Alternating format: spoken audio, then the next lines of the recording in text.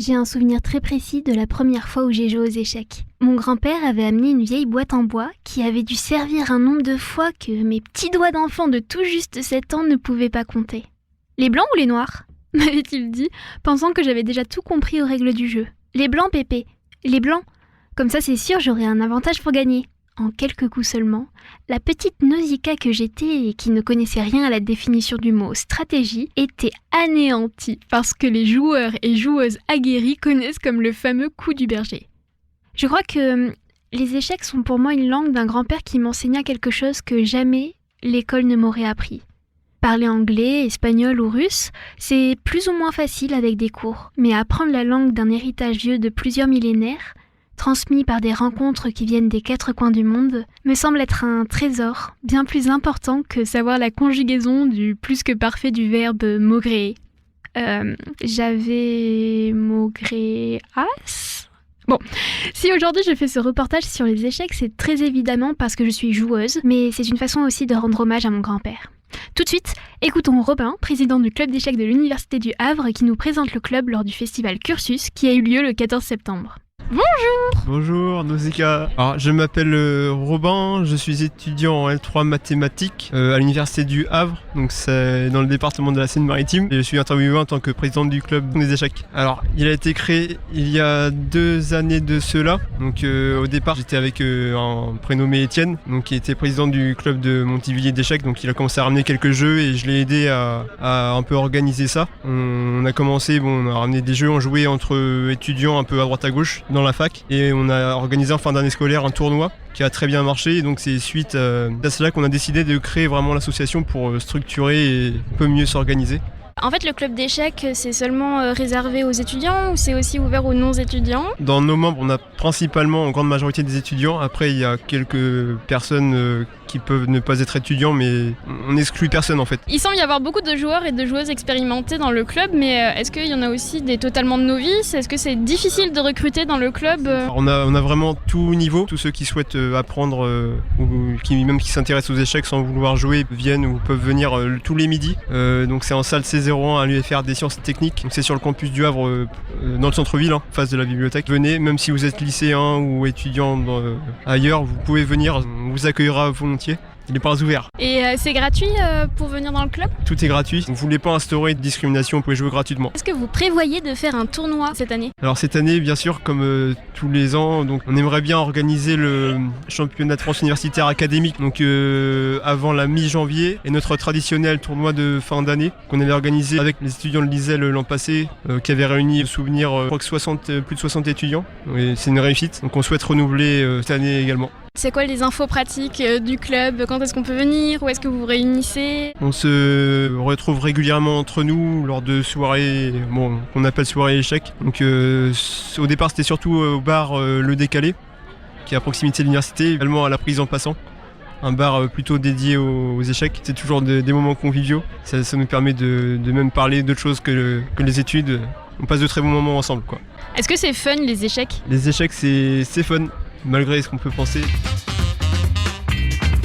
Donc on a Ecomar qui avait jamais joué aux échecs. Donc là on est en pleine partie pédagogique pour lui apprendre les bases des échecs, quoi. C'est quoi les bases des échecs ? Développer ses pièces, contrôler le centre, mettre son roi à l'abri et avancer dans la partie jusqu'à échec et mat. Au cours de mon interview avec Robin, j'aperçois 2 affiches pour présenter le club et l'on me présente à Ayette, jeune femme créatrice d'une affiche spécialement féminine pour le club. Et ça me pose quelques questions quand même. Alors salut, moi c'est Ayette, je suis en L3 informatique et je fais partie du club d'échecs d'université.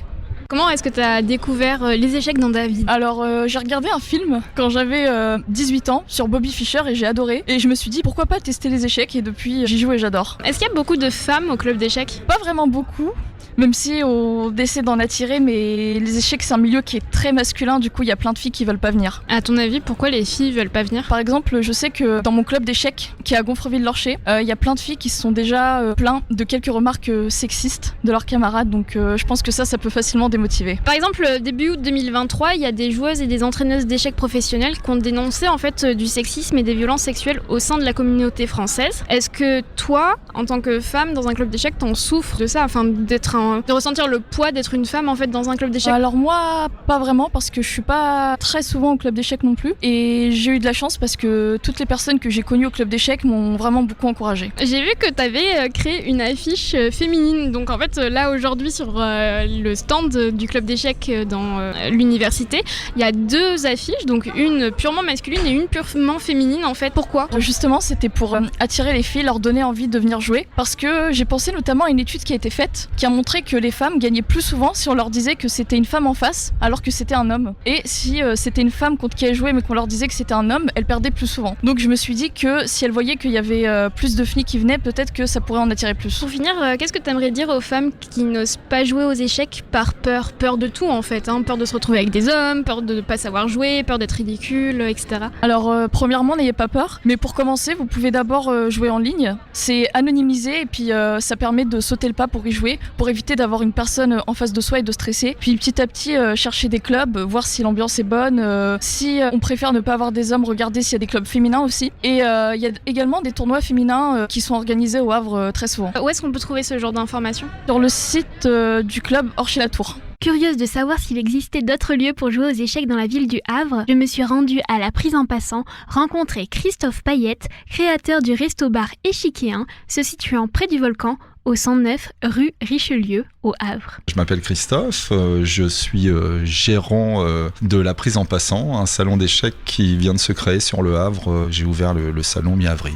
Pourquoi créer un salon d'échecs au Havre? Pendant le Covid, on nous a proposé de faire des projets. Donc j'ai fait un projet concernant les échecs qui était place Danton où tout l'été j'animais un stand avec 10 échiquiers et je me suis aperçu qu'énormément de gens pratiquaient les échecs et de tout âge, que ce soit des adolescents comme des seniors en fait, et il y avait une vraie mixité et les gens s'entraidaient, il y avait une super ambiance, il n'y avait pas d'agressivité, c'était vraiment top. Et du coup ça m'a un petit peu ça m'a titillé, je me suis dit tiens, pourquoi pas lancer un salon, parce que je sais qu'il y a des joueurs de club aussi, des joueurs d'échecs qui ont un bon niveau aussi dans la région, donc je me suis dit pourquoi essayer de créer un lieu convivial où je pourrais éventuellement faire venir et des joueurs d'échecs et des joueurs issus d'internet qui décident de venir et de lâcher un peu les téléphones portables au lieu de jouer seul chez soi avec des applications. Pourquoi pas faire du lien et jouer aux échecs autour de la magie échiquienne et de se rencontrer. Des petites infos pratiques, savoir quand est-ce que le salon est ouvert, si on peut venir jouer en étant complètement néophyte et ne sachant pas du tout jouer. Je fais des cours d'initiation le matin, donc là je suis en espace privatif, le salon il est fermé pour les gens qui veulent se restaurer ou consommer, peu importe. Donc les créneaux sont de 11h à midi, du mardi au samedi, je fais des cours d'initiation. À partir de midi, le public peut venir pour se restaurer, jouer ou juste se restaurer de midi à 14h et je vais réouvrir à 17h30 jusqu'à 22h et je pousserai s'il y a du monde et que les gens consomment et qu'il y a une bonne ambiance, il n'y a pas de souci. Je réouvre pour de la pratique libre avec restauration. Donc c'est vraiment ouvert à tout le monde pour les personnes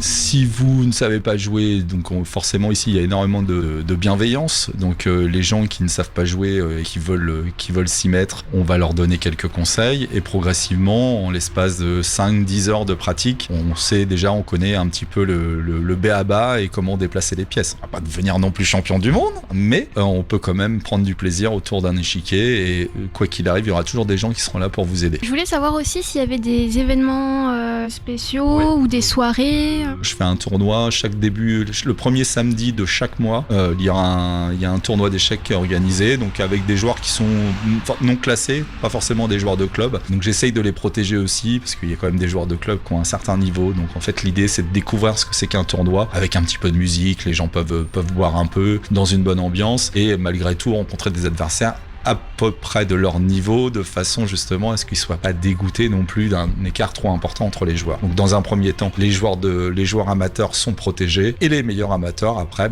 forcément, il va falloir qu'ils se confrontent à des joueurs d'un autre niveau. Mais bon, c'est aussi l'expérience qui fait grandir. Merci à tous et toutes mes intervenantes et intervenants. Si vous avez envie de vous rendre au café de la Prise en Passant, il est ouvert du mardi au dimanche. Il y a une initiation au jeu de 10h à midi, puis c'est pratique libre de 12h à 23h. Et si vous voulez vous rendre au club d'échecs de l'université, c'est tous les jours, du lundi au vendredi, en salle C001, dans le bâtiment de sciences de l'université. Merci beaucoup.